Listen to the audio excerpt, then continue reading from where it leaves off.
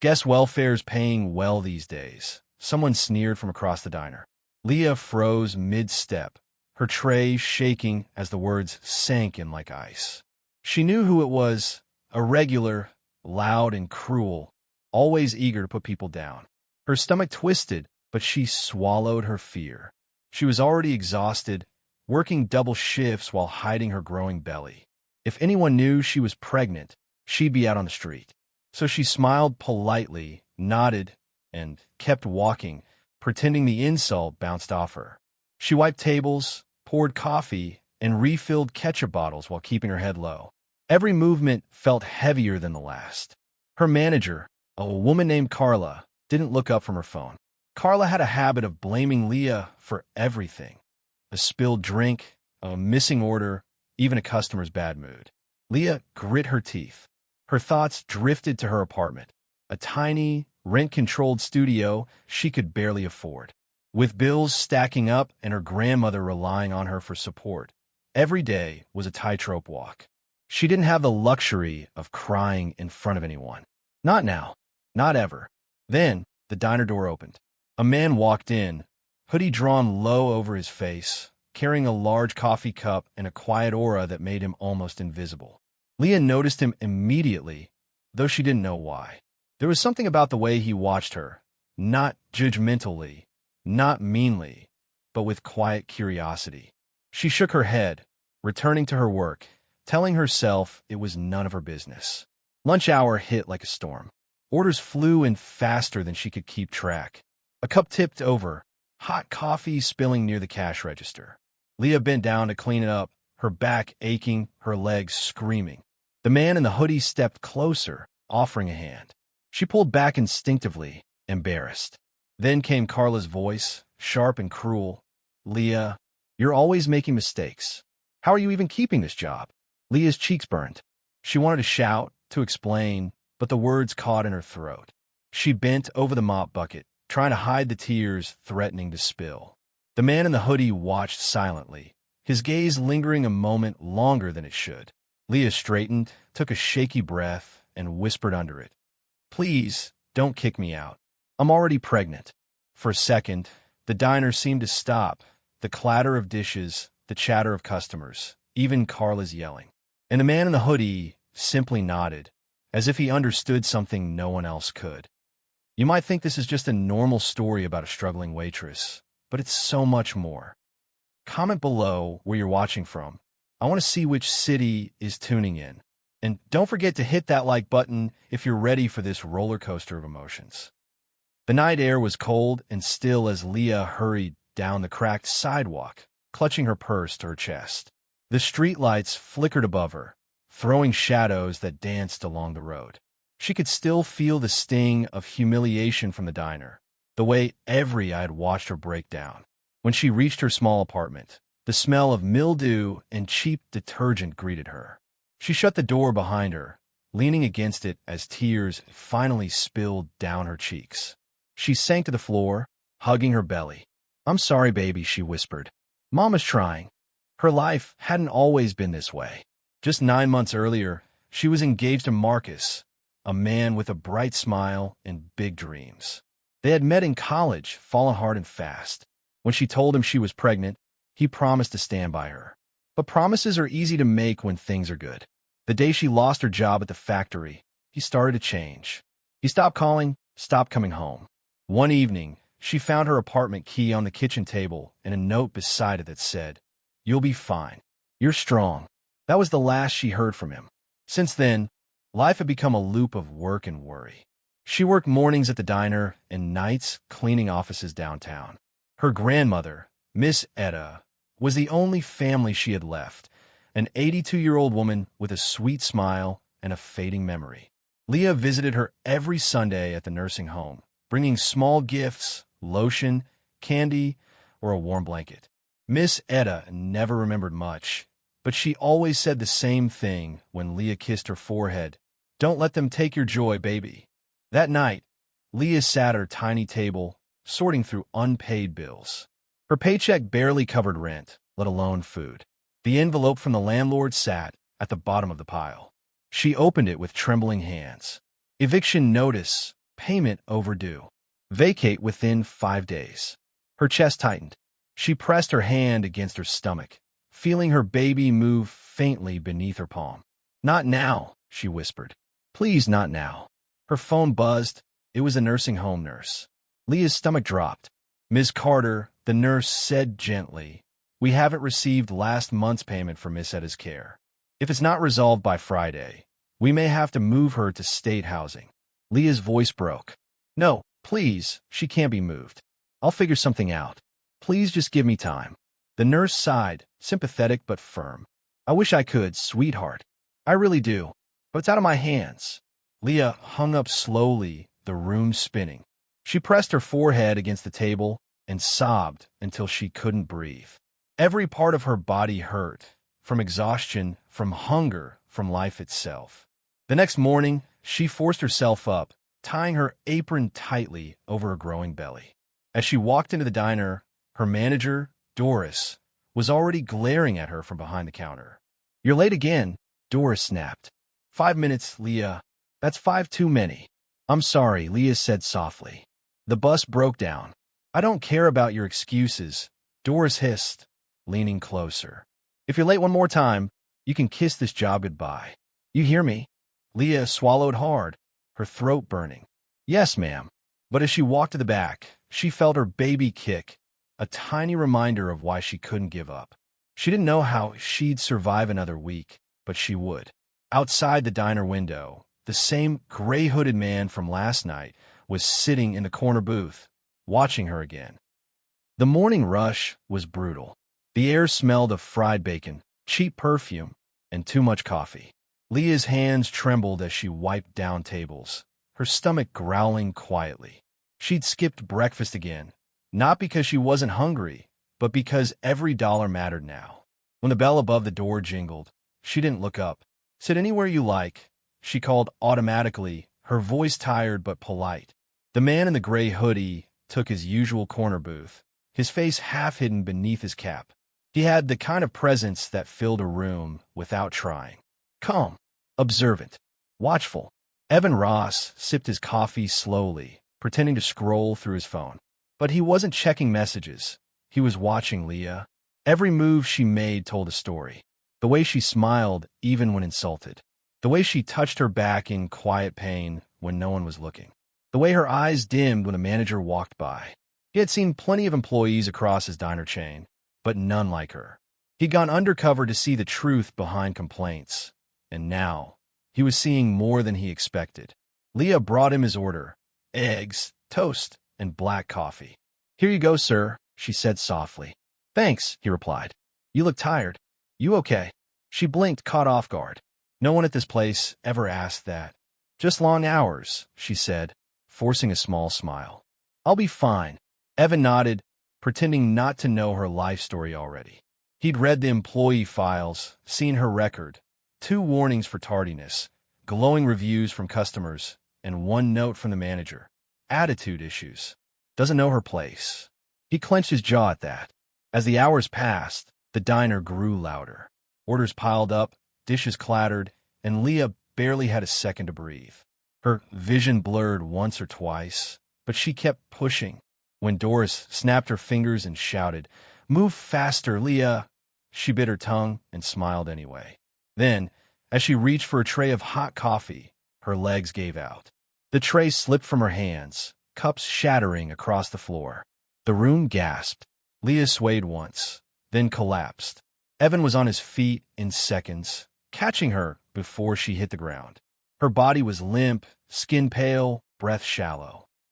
Hey, stay with me, he said, tapping her cheek gently. Leah? Doris rushed over, rolling her eyes. Oh, for God's sake. Not again. Evan looked up sharply. She needs a doctor. She needs discipline, Doris snapped. Always playing the victim. Probably just hungry or hungover. Evan's expression hardened. He picked Leah up carefully, his tone icy. You should watch your mouth. Doris folded her arms. I call it how I see it. That lazy black girl's been nothing but trouble since she got here. The words hit him like a punch. He froze, eyes narrowing. For a moment, the diner went silent again. Only the sound of a broken cup rolling across the floor. Evan's face darkened, his voice low but sharp as a blade. Say that again. Doris smirked, unaware of the storm she'd just unleashed. What? It's the truth. Evan's jaw tightened. He looked down at Leah in his arms, her fragile frame, her trembling hands, the faint sound of her heartbeat against his chest. He took a deep breath, forcing calm into his voice. You just made the biggest mistake of your life. That night, Evan sent a message to corporate headquarters, and every file, every complaint, and every hidden report about Doris was about to come to light. Evan didn't sleep that night. He sat in his dark office, lit only by the glow of his laptop screen, replaying Doris's words over and over. Lazy black girl. The venom in her voice made his blood boil. He had built this company on fairness, on giving people second chances, not to become a place that broke the people who needed work most. He typed out the report carefully, attaching witness notes from other employees, internal complaints, and even Leah's performance reviews. He submitted it anonymously through the corporate ethics portal. No one would know it came from the CEO himself. Or so he thought. The next morning, Leah showed up 15 minutes early, pale but determined. Her eviction notice was still folded inside her purse, and she hadn't eaten since yesterday. She smiled at customers, carried plates, and ignored the whispers from other waitresses. By noon, Doris was waiting for her by the counter, holding a piece of paper with a cruel smirk. "Corporate sent me something interesting," she said, tapping the paper. "Someone reported me for harassment." Leah froze. I don't know anything about that." Doris leaned closer, her breath hot and sour. "You think I don't know it was you? You're the only one stupid enough to run to corporate." Leah's throat tightened. "It wasn't me." "Save it," Doris hissed. "You think you can get me fired? I run this place, sweetheart. You're lucky I let you keep your job." From that day, Doris made Leah's life unbearable. She gave her double shifts, denied her breaks, and made her clean the bathrooms alone after closing.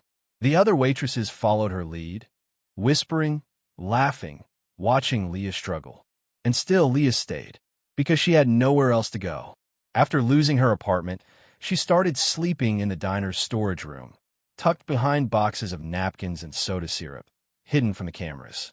Every night, when the lights went off, she curled up on a pile of towels and whispered prayers into the dark. Just one more day, she told herself. One more day, and something will change. But one night, things did change, in the worst way. It was close to midnight when her coworker, Brittany, came back to grab her forgotten phone charger. As she pushed open the storage room door, she froze. There, in the faint glow of a flashlight, was Leah, asleep on the floor, her hands folded under her head like a child. Brittany's eyes widened. "Oh my God," she whispered, pulling out her phone. She started recording. The video lasted only 10 seconds. Leah, sleeping in her uniform, the caption, "Waitress 2 broke to go home." By morning, it was everywhere. TikTok, Instagram, Twitter. Millions of views. Thousands of comments. Some laughed. Some cried. "This is heartbreaking. People really struggling out here. Where's her manager? Ain't no way this real." When Leah arrived at work, phones turned toward her like guns. People whispered. Doris stood at the counter, arms crossed, a cruel smile tugging at her lips. "Congratulations, superstar," she said. "You're famous now." Leah's face drained of color as she pulled out her phone. The video was the first thing on her feed. Her own face mocked, humiliated, pitted. Her hands shook as she scrolled through the comments. "Please don't kick me. I'm already pregnant," she whispered under her breath, her voice trembling. That same moment, a familiar man in a gray hoodie walked into the diner. He'd seen the video too, and this time he wasn't just watching. He was ready to change everything. The bell above the door jingled, and whispers rippled through the diner like wildfire. Every eye followed Leah as she walked in. Phones pointed toward her, cameras flashed, and snickers filled the air. There she was, the homeless waitress from TikTok. Leah kept her head down, clutching her apron like a shield. Every step felt heavier than the last. She'd spent the whole night in the park after Doris kicked her out of the storage room, her phone buzzing nonstop with notifications. Comment from strangers calling her lazy, stupid, and worse. When she reached the counter, Doris was waiting. "You're late," she said coldly. Leah blinked. "It's 5 minutes before my shift." "Don't talk back." Doris leaned in, lowering her voice, but not enough to hide the sneer. "You brought shame to this diner. Corporate's all over me because of your little stunt." Leah's stomach twisted. "That video wasn't my fault. Someone recorded me while I was sleeping." "Maybe you shouldn't have been sleeping here," Doris said. "People who don't have homes shouldn't be working here. You're making customers uncomfortable." At that moment, a group of teenage boys in the corner laughed out loud. "Hey, that's her," one of them shouted. "Yo, you still living behind the ketchup bottles?" Laughter erupted. Someone filmed it. Another threw a crumpled napkin her way. Leah froze, her face burning as tears filled her eyes. Evan watched from the corner booth, hidden beneath his hoodie. His jaw was tight, his fingers clenched around his coffee cup. This was his restaurant, his company, and it had become a stage for cruelty. He called corporate that morning, furious, demanding answers. The district manager had promised to handle it discreetly, but all they'd done was tell Doris to keep things quiet. Now, watching Leah shrink under the weight of public humiliation, he realized quiet wasn't enough. That afternoon, as the lunch rush died down, Leah found an envelope taped to her locker. Inside was a short note. "You deserve better. There's an opening at another branch. Safe, fair pay, and a fresh start. If you want it, call me. A friend." There was a number written at the bottom. She read it 3 times, her heart pounding. For the first time in weeks, hope flickered in her chest. But then she looked at herself in the mirror. The tired eyes, the stains on her uniform, the small swell of her belly she still tried to hide. She shook her head. No, she wouldn't run. She wouldn't give them the satisfaction of seeing her break. That evening, Evan found her cleaning tables long after closing. "You should have taken that transfer," he said quietly. Leah turned, startled. "You?" she whispered, recognizing the man in the hoodie. "Why you care so much?" He took a step closer, his voice steady. "Because I know what it's like to be judged before people even know your story." She frowned, confused. "Who are you?" For a long moment, he said nothing. Then he reached up, slowly pulling back his hoodie. The fluorescent lights reflected off his clean-cut hair and a sharp jawline. The diner fell silent as he turned toward Doris, who had just stepped out of her office. Her smirk vanished. "Mr. Ross?" she stammered. Leah blinked, frozen in disbelief. "Wait, you're Evan Ross." He nodded gently. "CEO of this company." Gasps spread through the staff like wildfire. Leah's world tilted as she tried to process it. The kind stranger who always sat in the corner wasn't a truck driver at all. Evan's next words made the entire diner fall silent. "Everyone, stay right where you are. I'm shutting this place down, effective immediately." Comment below where you're watching from. I want to see which city this story has reached. Don't forget to hit like if you're rooting for Leah to survive this nightmare. The diner fell into stunned silence. Forks froze midair, customers gawked, and the hiss of the coffee machine was the only sound left. Evan's voice cut through the quiet like thunder. "Doris, my office will contact you about your termination. You're done here." Doris blinked, her face turning pale. "You can't fire me in front of everyone." "I just did," Evan said calmly. "You violated every policy this company stands for. Racism, harassment, neglect. And you humiliated a woman who was already fighting to survive." The crowd murmured. Phones lifted, recording every second. Doris sputtered, trying to form words, but nothing came. She snatched her purse and stormed out, slamming the door behind her. Leah stood frozen, unsure whether to cry or thank him. Her eyes glistened as she whispered, "You didn't have to do that." Evan met her gaze. "Yes, I did." He stepped closer, his tone softening. "I'm sorry. No one should have gone through what you did under my name." By the next morning, the video of Evan's public firing went viral, not just among customers, but across national news. The headline read, "Undercover CEO fires racist manager after viral TikTok. Waitress becomes hero." Cameras flooded the diner's parking lot. Reporters shoved microphones toward Leah as she tried to clock in. "How does it feel to be America's favorite waitress?" one asked. "Do you think this will change how employers treat workers?" another shouted. Leah didn't know what to say. She wasn't trying to be famous. She just wanted a normal life, one where she could pay rent and keep her baby safe. Evan arranged a press conference to make things right. He stood beside her on the small stage, cameras flashing. "This company failed, Leah," he said firmly. "And for that, I take full responsibility." The crowd applauded.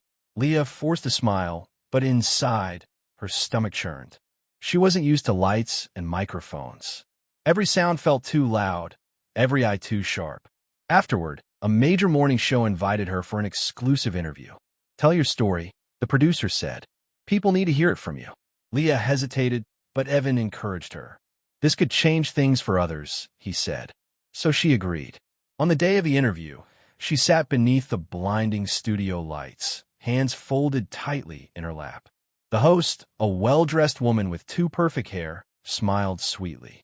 "Leah, America's been touched by your courage. But tell us, do you feel like you've become what some are calling the pity waitress?" The words hit her like a slap. "The what?" Leah asked, her voice small. "The pity waitress," the anchor repeated. "People see you as a symbol of suffering. How does it feel to be the nation's victim?" A murmur spread through the crew. Evan, watching from the side, looked furious. Leah's chest tightened. The lights blurred. The word pity echoed in her mind, sharp and cruel. She stood slowly, tears stinging her eyes. "I didn't ask for pity," she said, her voice trembling but strong. "I asked for respect." And before anyone could stop her, she pulled off her mic, turned, and walked off the stage, live on national television. The camera followed her for a few seconds before cutting to commercial. Outside the studio, Leah's phone buzzed with a message from an unknown number. "You were never supposed to survive that diner, Leah. Walk away while you still can." After the chaos of the interview, Leah disappeared from the spotlight. She turned off her phone, ignored the calls from reporters, and tried to find some sense of peace again. But peace wasn't easy to come by. The world had moved on to the next viral story, but her life hadn't. She was still broke, still exhausted, still trying to survive. Evan, meanwhile, couldn't stop thinking about her. He'd seen her strength on live TV, the fire in her eyes when she said she didn't want pity. It had shaken him. She wasn't just a victim of injustice. She was something far more powerful, a woman who refused to be broken. One quiet afternoon, Evan drove across town to the Briarwood nursing home, the place Leah had mentioned once, barely above a whisper. When he entered, the smell of disinfectant and faint perfume hung in the air. At the front desk, a nurse looked up. "Can I help you?" "I'm here to check on a resident," Evan said. "Her name is Eleanor Hayes." The nurse frowned. "Are you family?" He hesitated. "A friend of her granddaughter's." The nurse sighed, flipping through a folder. "She's in room 103. But you should know, her account is 3 months past due. We've sent multiple notices." Evan's brow furrowed. "She's at risk of being discharged if the balance isn't paid by Friday," the nurse said, her tone matter of fact. "We can't keep her here without funds." He thanked her quietly and walked down the hall. When he stepped into Eleanor's room, he saw a frail but graceful woman sitting by the window, humming an old gospel tune. Her eyes lit up when she saw him. "You must be Evan," she said with a gentle smile. "Leah told me about you." Evan pulled up a chair, humbled. "She did." "Oh yes. Said you were kind. Said you helped when no one else did." She chuckled softly. "My Leah's got a big heart, but she carries too much on those small shoulders." He listened as she spoke about Leah working double shifts, skipping meals, and sending every extra dollar here. She'd even sold her engagement ring, the one left from the fiancé who walked out, just to pay 1 month's rent for the home. Evan's throat tightened. He'd seen plenty of business numbers, plenty of profit margins, but this was the real cost of survival. When he left the nursing home, he sat in his car for a long time, staring out the window. Then he took out his phone, opened his banking app, and made a transfer, anonymous, no name attached. That night, Leah got a call from the nursing home. "Miss Hayes," the woman said cheerfully, "just wanted to let you know, your grandmother's account has been settled in full. In fact, there's an extra $10,000 added for future expenses." Leah froze. "What? That's impossible. I didn't pay it." The woman laughed softly. Then you've got yourself a guardian angel, dear. When the call ended, Leah stared at her phone for a long moment, her mind spinning. She thought of only one person who could have done it. Evan Ross. Her heart pounded, part gratitude, part confusion, part something else she couldn't name. She grabbed her coat, ready to confront him, but before she could reach the door, her phone buzzed again. A text from an unknown number. You think he's your savior, but he's hiding something. Don't trust him. Leah froze, staring at the message. Who could possibly know about Evan? And what was he hiding? The next morning, Leah stormed into the diner parking lot, where Evan's car was parked under the old oak tree. The winter wind whipped through her hair, but her anger burned hotter than the cold. She had spent all night thinking about that anonymous donation and the text warning her not to trust him. When Evan stepped out of his car, she was already waiting. So it was you, she snapped. The $10,000. That was your idea of charity? Evan blinked, startled. Leah, don't Leah me, she interrupted, her voice trembling. You think throwing money at me fixes anything? You think I want your pity? People at nearby tables turned to watch. She didn't care. She had been humiliated enough for one lifetime. I didn't do it to pity you, Evan said quietly, stepping closer. I did it because your grandmother shouldn't suffer because of my company's mistakes. Oh, so now you're my savior? She spat. You already got your headlines. The big-hearted CEO saving the poor waitress. Evan's jaw tightened. That's not what this is. Then what is it? Leah demanded, eyes glistening. You don't know what it's like to live like this. To have nothing. His voice dropped, low and steady. Actually, I do. That stopped her cold. My father worked 30 years at a steel plant in Ohio, he said, his eyes distant. They fired him after one argument with his supervisor, a man who said he didn't want angry black men on his floor. My dad begged for his job back. We lost our home that same month. Leah's breath caught. His voice had softened, but there was pain in it, the kind that didn't fade over time. I made a promise that day. Evan continued, his eyes meeting hers, that if I ever had power, I make sure no one got treated like he did. That's why I helped you. Not because I pity you, but because I see you. For a moment, the world seemed to go quiet. The clinking dishes, the hum of passing cars, everything faded. Leah's anger faltered, replaced by something fragile.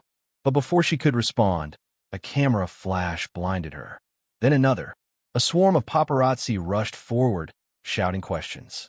Leah, are you two dating? Evan, is this your new love interest?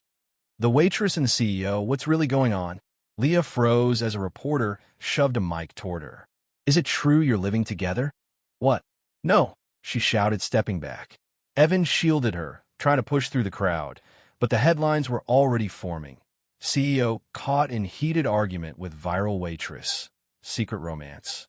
By the time they escaped, her phone was buzzing nonstop again. This time, it wasn't cruel laughter. It was curiosity, scandal gossip. Leah sat in her tiny apartment, hands shaking as she scrolled through the posts. And then her doorbell rang. She opened it and froze. Standing there, holding a worn leather jacket and a smirk she'd once loved, was her ex-fiancé, Jordan. Well, he said, stepping inside without waiting for an invitation. Looks like my girl finally made the news. You owe me, Leah. Her stomach twisted. What are you talking about? He leaned close, voice dripping with threat. You think I didn't notice all that money suddenly floating around? 10 grand, right? You're going to cut me in, or I'll tell the whole world who that baby really belongs to. Leah's heart stopped. Her secret, the one she'd hidden from everyone, even Evan, was about to destroy everything. Leah's world tilted as Marcus shut the door behind him, locking them both inside her small apartment.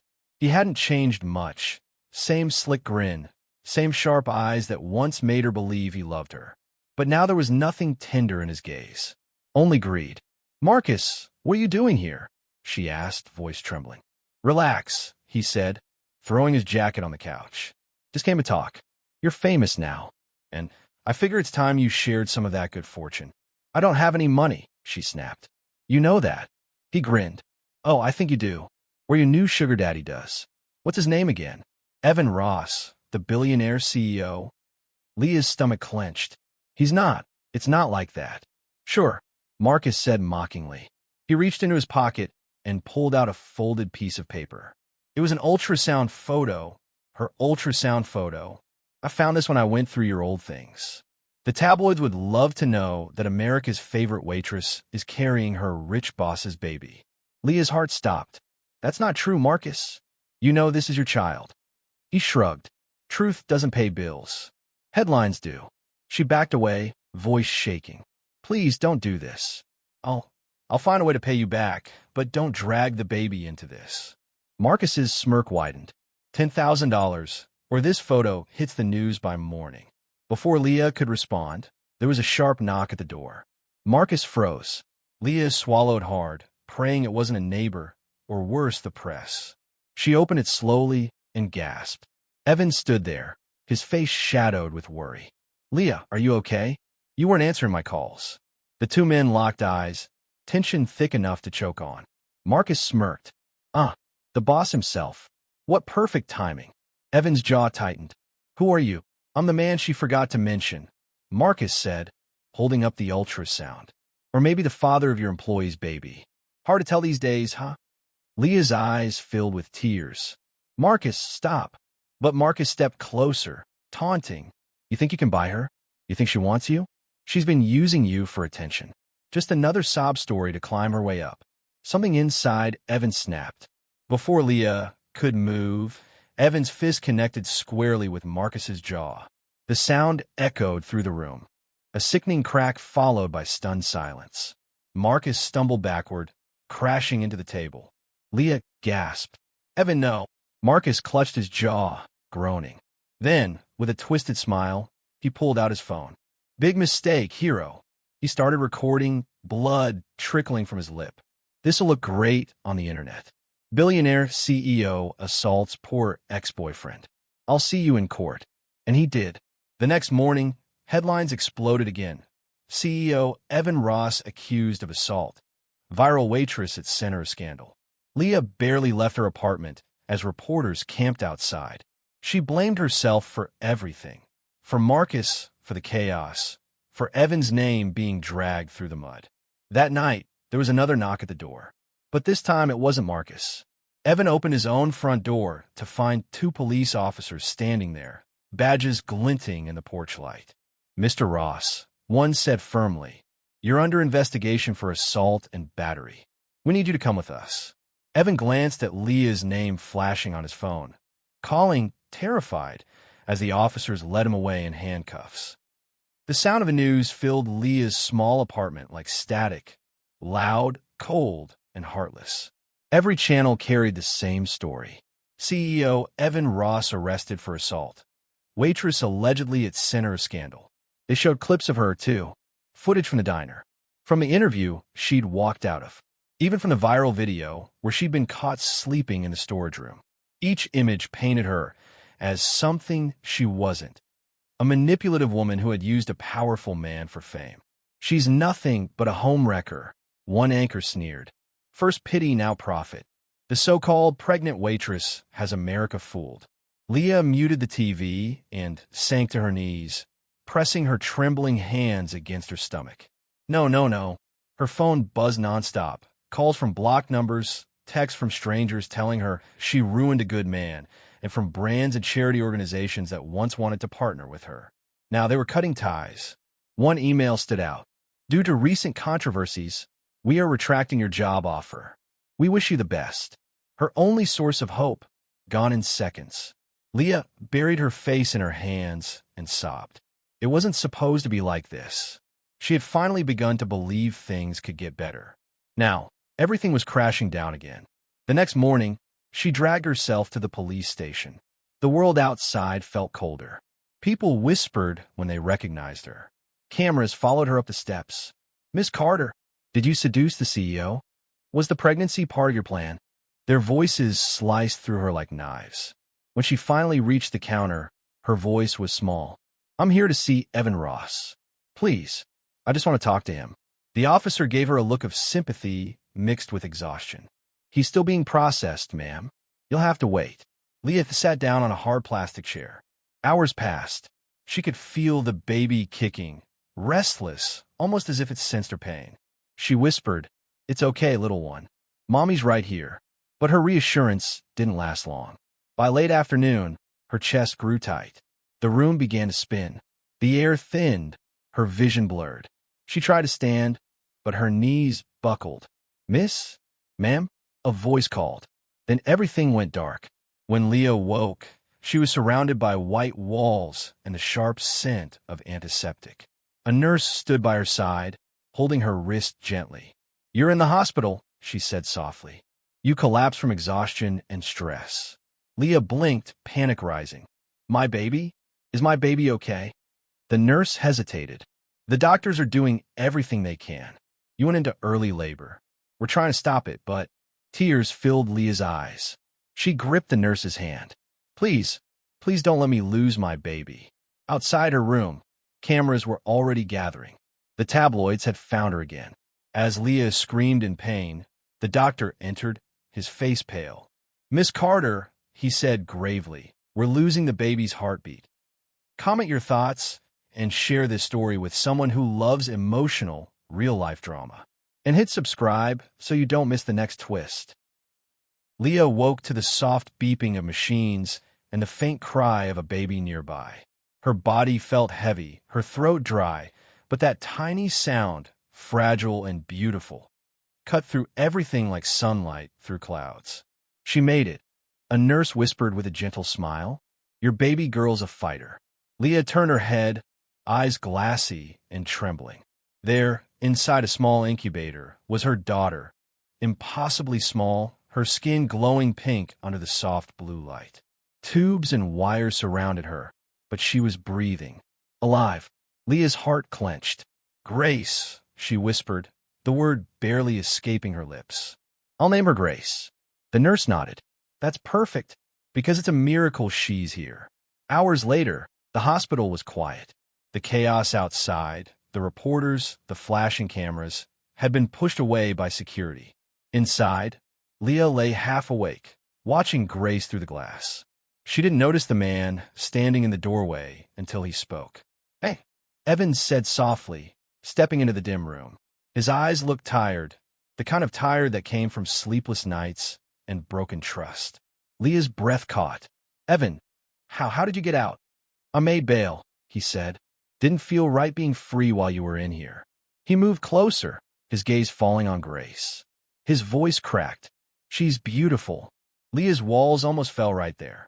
For weeks, she had been pushed, broken, humiliated, but the way he looked at her child wasn't pity. It was love. "She's early," Leah murmured, but she fought her way into the world anyway. Evan smiled faintly, just like her mom. He reached out, brushing Leah's hand gently. "I'm sorry I couldn't protect you from all this." Leah's lips trembled. "You tried. That's more than anyone's ever done for me." They stood in silence, the beeping monitors filling the gaps between them. It felt like peace, fragile, stolen peace. But peace never lasts long.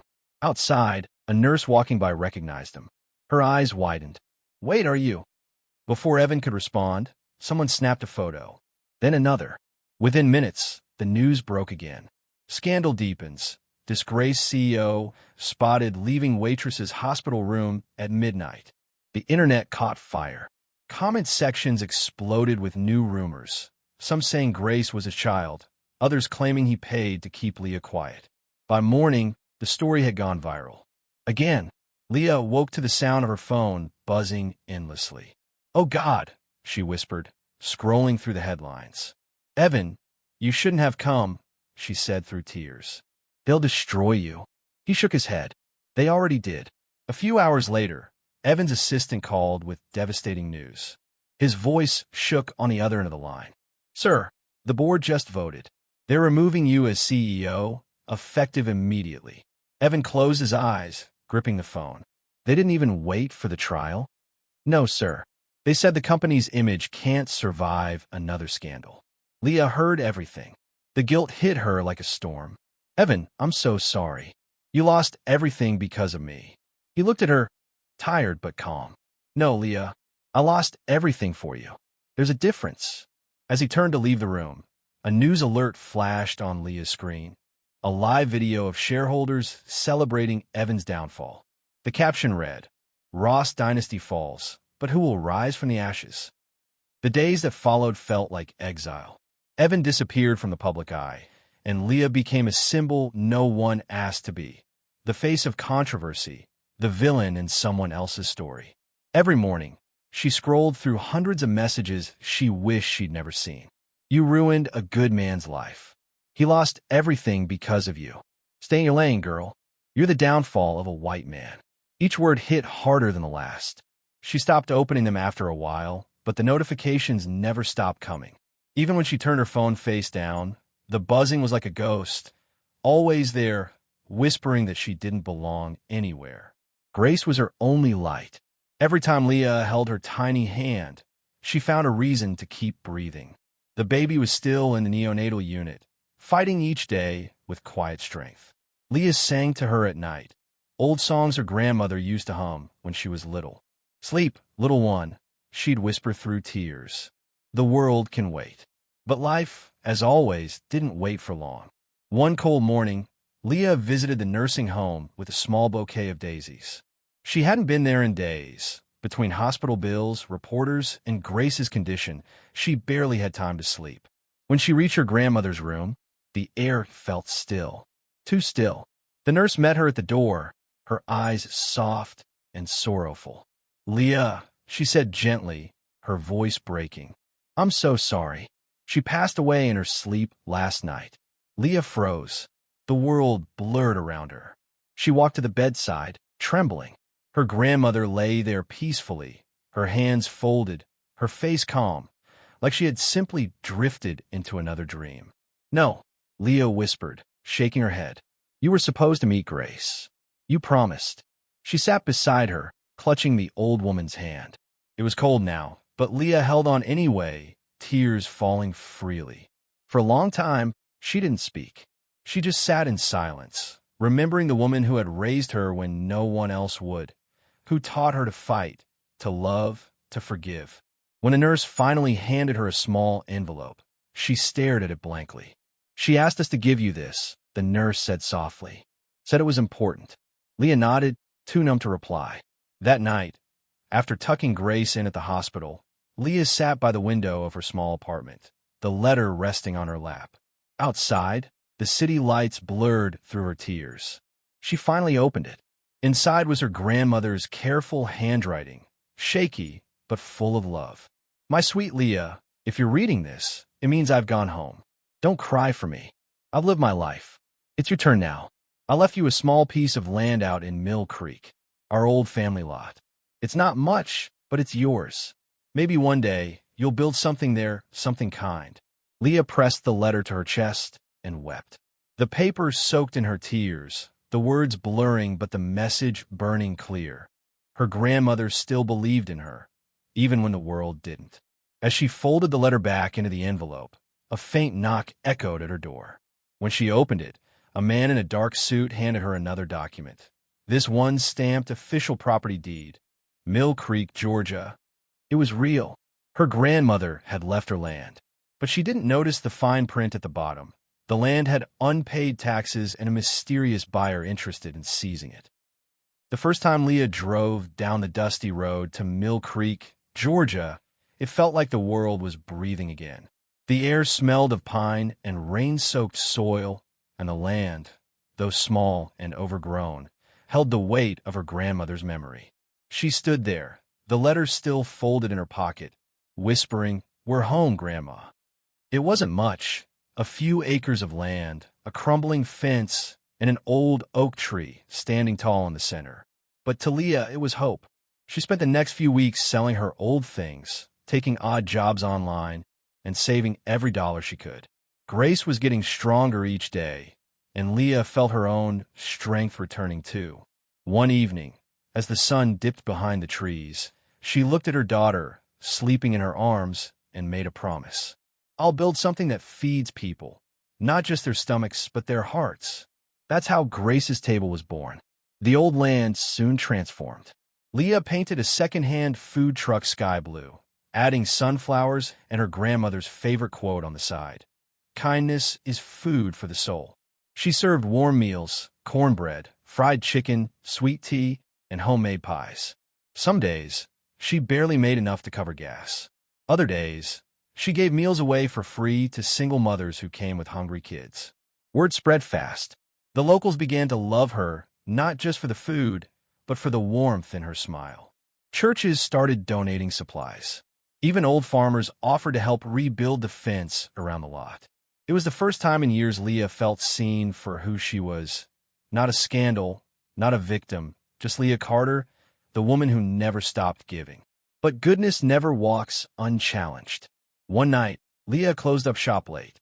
The stars glimmered above her, and Grace slept peacefully in a small crib inside the truck. Leah smiled, whispering, "We made it through another day, baby girl." She drove home exhausted, unaware that a group of teenagers, faces hidden under hoodies, had followed her that evening. They laughed cruelly, tossing bottles of beer and spray paint. One of them mumbled, "Teach her to stay in her place." Hours later, the sound of sirens ripped through the night. Leah woke to her neighbor pounding on the door. "Leah, your truck, it's on fire." She ran barefoot, her heart pounding. Flames swallowed Grace's table, turning everything she built into ash. Her hands shook as she screamed, falling to her knees in the dirt. It wasn't just a truck that burned. It was her second chance. Her dream. By morning, nothing was left but twisted metal and black smoke curling into the sky. Reporters arrived again, asking questions she couldn't answer. Was this a hate crime? Do you think you were targeted? She couldn't speak. All she could do was hold Grace tight and cry in her hair. That night, as she sat on the ground, surrounded by ashes and silence, headlights appeared down the dirt road. A black SUV pulled up slowly. Leah stood, wiping her tears. The door opened, and Evan stepped out, holding a roll of blueprints under his arm. His voice was calm, but full of fire. "We're not rebuilding a truck this time," he said. "We're building something bigger." Leah stared at him in disbelief as he unrolled the plans under the moonlight. Blueprints labeled Grace's table community kitchen and shelter. For the first time in months, Leah felt something close to peace. The ashes of Grace's table were gone, replaced by the hum of construction and laughter from volunteers. Evan had called in his old contacts, architects, donors, even local TV stations. He refused to let the fire be the end of her dream. Under a clear Georgia sky, the land buzzed with life again. Wooden beams went up, paintbrushes moved, and the sign she once hand-painted was remade in bold letters. Grace's Table Foundation, free meals. Second chances, new beginnings. Evan stood beside her, hands dusty from work, grinning like a man who'd finally found purpose again. "It's not just yours anymore," he said softly. "It's ours." Leah turned to him, her heart tightening. "You don't have to do this, Evan. You've already lost enough because of me." He shook his head. "Leah, I didn't lose anything worth keeping until I found you." Their eyes met. For the first time, there was no scandal, no cameras, just truth. In the weeks that followed, they worked side by side. He drove her to the farmer's market every morning. She cooked while he hammered shelves and built picnic tables. They laughed easily, even through exhaustion. Grace had started to crawl now, and the sight of Evan carrying her on his shoulders made Leah's chest ache in a way that wasn't pain. It was love, slow and steady, finally growing roots. But peace in Leah's world never stayed long. It started with a phone notification. One evening, while sorting donation receipts, Leah saw her name trending again. This time, it wasn't the tabloids. It was a podcast clip on social media. The Leah Carter Lie: How a Black Waitress Took Down a White CEO. Her blood ran cold as she hit play. The voice was too familiar. Smooth, smug, venom-laced. Marcus. He was back, hosting a rising racist podcast that called itself the Real America Hour. The segment used edited photos of her and Evan together at the construction site, twisting their smiles into scandal. This woman ruined a man's career, then latched onto him for money. Interracial sympathy gone wrong. Folks, open your eyes. Leah dropped her phone, trembling. He's trying to destroy us again. Evan clenched his jaw, fury darkening his face. He won't. She looked at him, terrified. Evan, Please, don't do anything stupid. That's what he wants. But it was already too late. A week later, they held a small event at Grace's Table Foundation, welcoming the first group of single mothers they'd chosen to support. The energy was warm, the air full of hope, until Marcus showed up with a camera crew. "Smile for your audience, Leah," he shouted, smirking. "Tell them how it feels to be America's favorite charity case." Evan stepped forward, his entire body tensing. "You need to leave." Marcus pushed again, laughing, shoving his phone in Leah's face. "Or what, hero? You gonna hit me again like last time?" Something in Evan snapped. He grabbed Marcus's collar, shoving him back hard against a fence. "You don't talk to her like that." Marcus sneered, whispering, "Smile for the camera, boss." A small red light blinked from Marcus's lapel, a hidden camera recording everything. By nightfall, the clip was online. Disgrace EO attacks journalist again. Violence caught on tape. Leo watched in horror as the comments exploded, painting Evan as a dangerous man and her as the manipulative cause once more. Just as she tried to call him, the front door burst open. Two officers stood there, grim-faced. "Ma'am," one said, "we need to talk to you about Mr. Evan Ross. He's been taken into custody." Evan's arrest hit Leah like a wrecking ball. The police sirens outside Grace's table echoed through the night, a cruel reminder that peace never lasted long in her world. She stood on the porch, clutching Grace, watching them drive him away again. By morning, the headlines screamed louder than her heart could bear. Disgracio turns violent again. Waitress at the center of another scandal. The comment sections were worse. Some women bring men down like poison. She's addicted to sympathy. He was fine until she came along. Leah turned off her phone, but the pain lingered. Customers stopped coming by. Donations froze. Even a few of the mothers she'd been helping backed away, afraid of being caught in her storm. She sat alone at the long wooden table inside Grace's table, her hands trembling around a cold cup of coffee. "How do I keep fighting?" she whispered to herself. "When everyone keeps tearing me down?" Then she looked at Grace, her tiny fingers, her soft breath, and she remembered why she started all of this. Her grandmother's words echoed in her mind. "When the world won't hear your truth, speak it louder." That night, Leah made a decision. She didn't call her lawyer. She didn't wait for the press to twist her story again. She went live herself. The camera shook as she sat in front of it. No makeup, no script, just truth. Her voice wavered at first, then steadied. "I'm Leah Carter," she began, her eyes red. "And I'm tired of being your villain." She took a deep breath. "I was engaged once. He left when I got pregnant. I worked 2 jobs, slept in a diner storage room, watched people laugh at me online, all while trying to keep a baby alive." Tears filled her eyes. "I didn't ruin Evan Ross. The truth is, he saved me. Not because I was weak, but because he saw what the world refused to, that people like me deserve to stand too." She paused, her voice breaking. "If that makes me a problem, then I'll be one proudly. Because maybe the problem isn't me. Maybe it's a world that can't stand seeing a black woman rise without apology." For the first time, Leah didn't hide her tears. She let them fall. "I'm not perfect," she whispered, "but I'm not sorry either. My name is Leah Carter, and this is my story." She ended the stream without saying goodbye. Just silence. The next morning, her phone buzzed nonstop. She thought it was more hate until she saw the number. 10 million views. 10 million people had watched her speak. 10 million hearts had seen her truth. The comments were flooding in, not hate this time, but love, solidarity, tears. Just as she wiped her eyes, her phone buzzed again. An unknown number texted her. "You just started a movement, Leah, but now they'll come for you." The morning sunlight streamed through Leah's window, soft and golden. Her phone was still buzzing from the night before. Millions of views, thousands of comments, and a flood of new messages.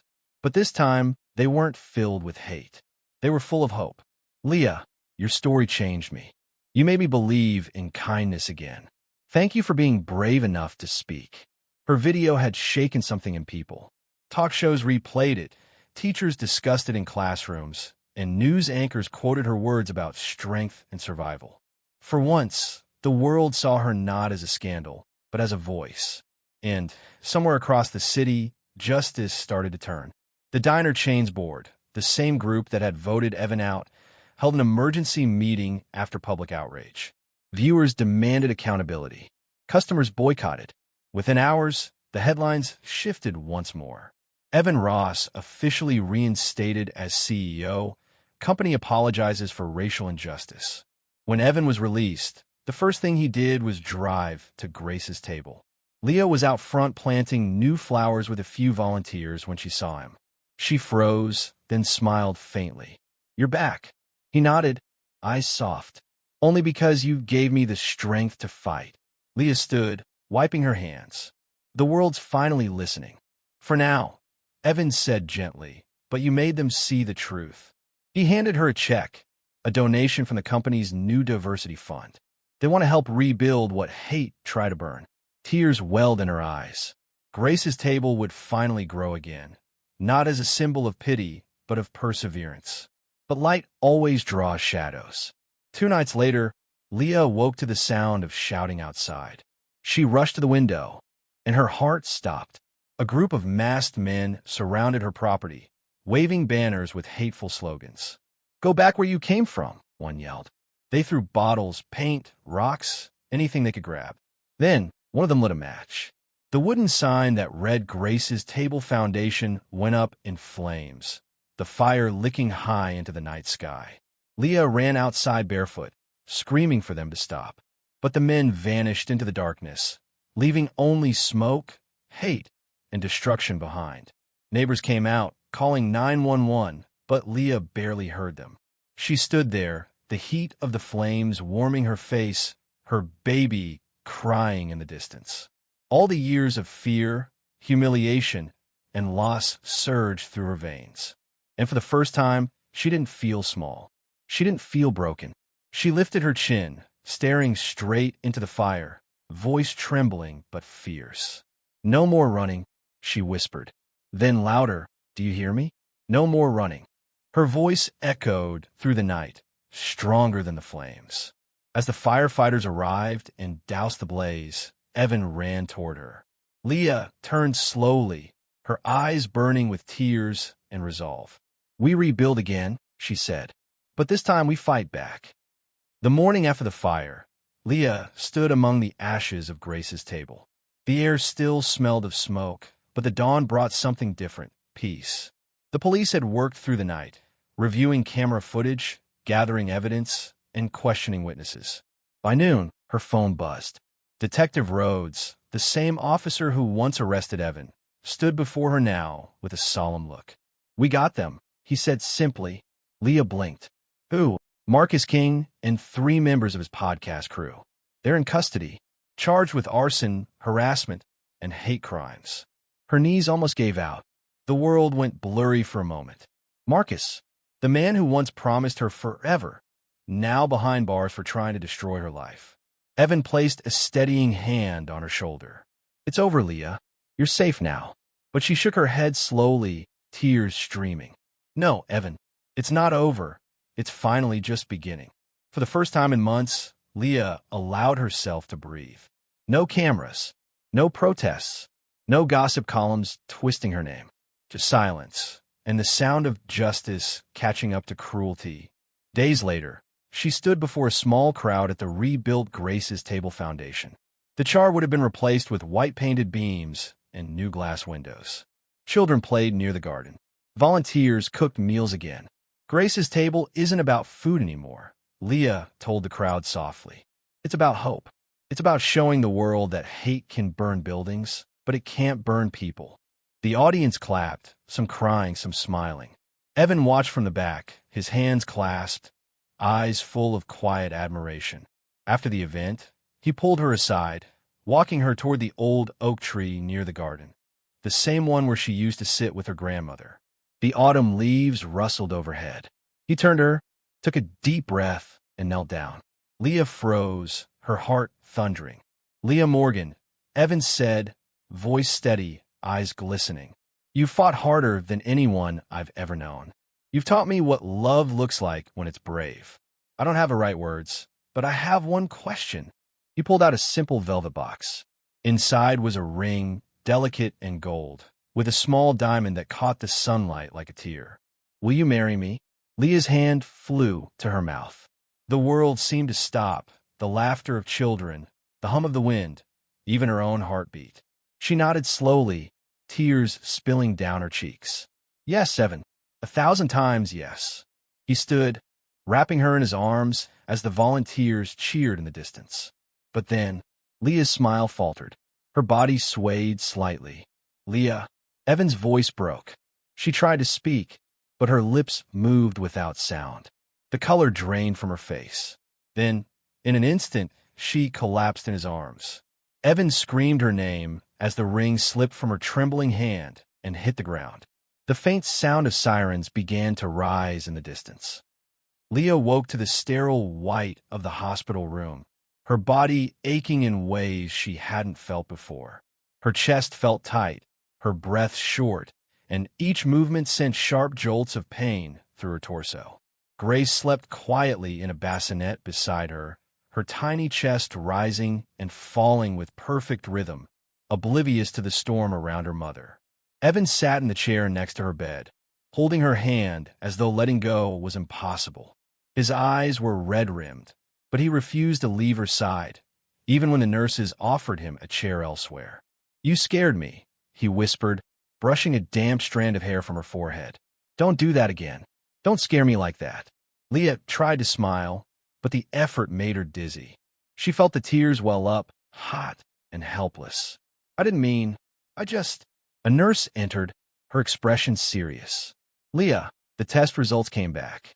You have postpartum cardiomyopathy. Your heart isn't pumping properly, and it's affecting your oxygen levels.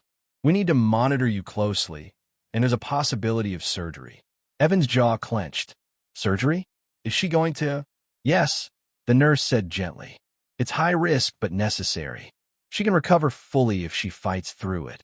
Leah reached weakly for Evan's hand. "I'm scared," she whispered. He held it tighter. "Then I'll be scared with you. You're not alone, Leah. Not now, not ever." Over the next few hours, doctors prepped her for surgery. Machines beeped, monitors tracked her heart rate, and the soft hiss of oxygen filled the room. Evan refused to leave, pacing the room, occasionally resting his forehead against the bed rail. Leah felt the cold of the hospital sheets and the warmth of his hand, and for the first time in days, she allowed herself a quiet breath. She wasn't going down without a fight, and she wasn't alone. Just as the surgeons began setting up, Evan's phone buzzed on the table. He glanced at it, frowning. A lawyer's number flashed on the screen. He answered quickly. "Hello, Mr. Ross. I'm calling with urgent news," the voice said, tense. "It's about the foundation. We've just been served a defamation lawsuit from a prominent food critic who claims your organization falsely accused his chain of discriminatory practices. They're demanding damages and a public apology immediately." Evan's grip on Leah's hand tightened until she winced.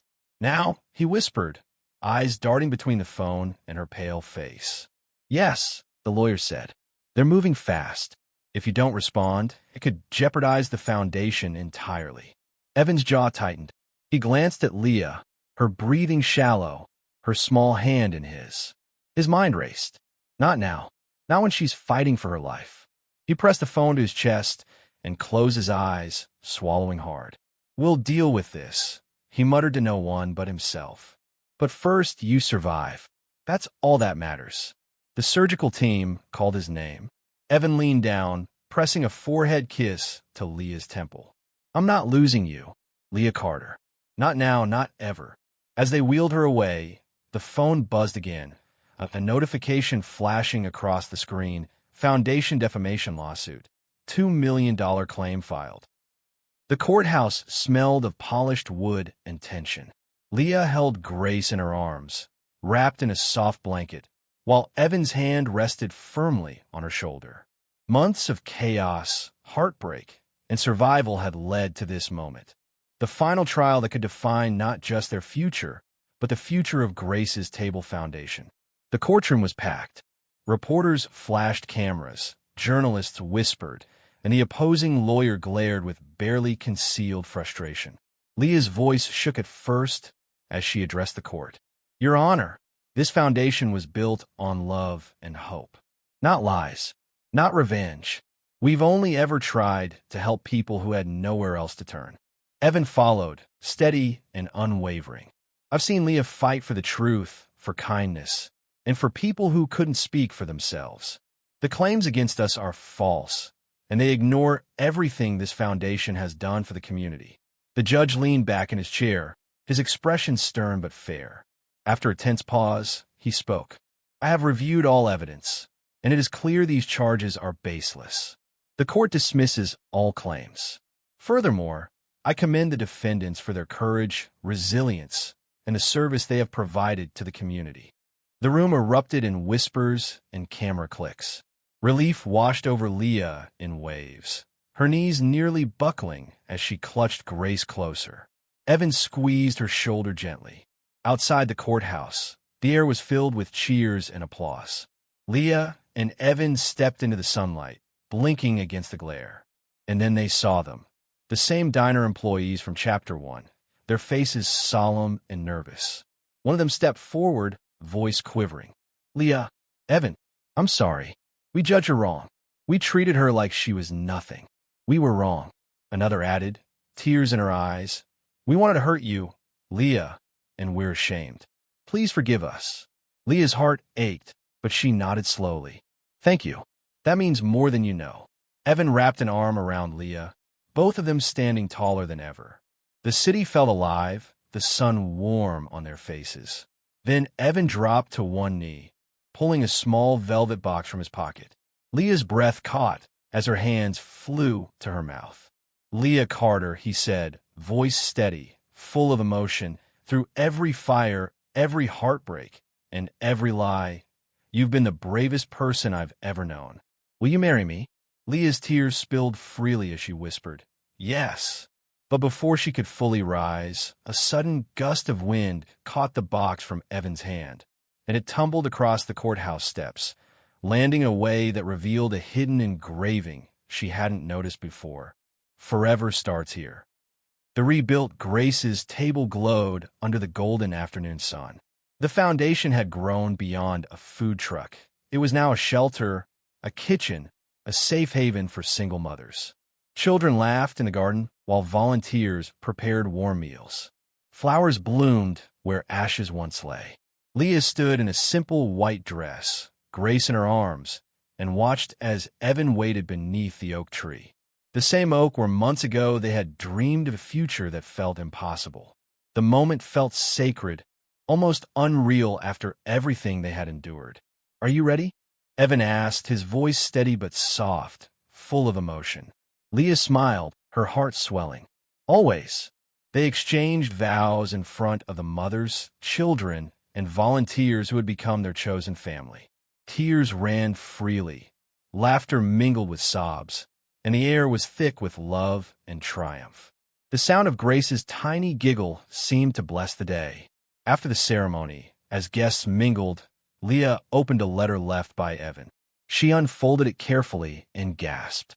Leah, the land your grandmother left you is still in her name. I never touched it. I wanted it to always be hers, and now it belongs to you truly. Her eyes filled with tears. Every struggle, every tear, every act of courage had led here. The land, the foundation, and their family, all a testament to endurance, justice, and love. Leah held Evan's hand and looked out at the shelter bustling with life. This is it. Leah and Evan's journey ends in hope and triumph. Where are you watching from? Comment below and let us know if this story touched your heart. Remember, kindness isn't weakness, it's how we win. And don't forget to share this story so others can feel inspired too.